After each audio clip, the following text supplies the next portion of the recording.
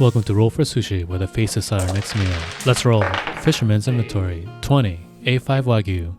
This is Japanese black cattle known for their rich and fatty meat. Sushi Polymorph 1.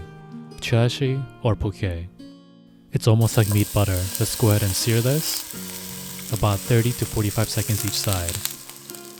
Once that's done, let it rest for about a minute or two. And let's take a look inside. Crunchy outside and juicy and tender in the inside. Let's cut it up into strips. Mercers. 3. Veggies. We have tons of veggies. Let's start with bell peppers. We're going to cut them into strips. Go ahead and place it on the stem side and cut around the seeds like this. They're going to provide a delightful sweet crunch to the dish. The color doesn't matter, it's just what I had on hand. Next, the Korean 깻잎.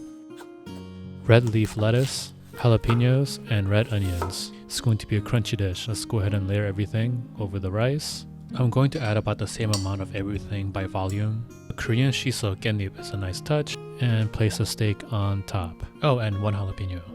Finishing touches from the Magic Tavern. 4. Ponzu. The citrus and salty nose should go perfectly with this dish.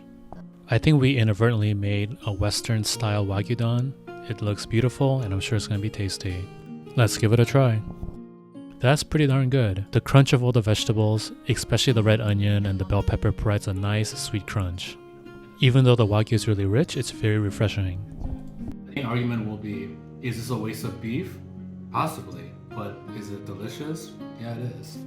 I would highly recommend it. This one is a 9.0 out of 10, and as such, it makes its way onto the top 100 list. And that's Camera Woman to my right sharing it with me. See you on the next one.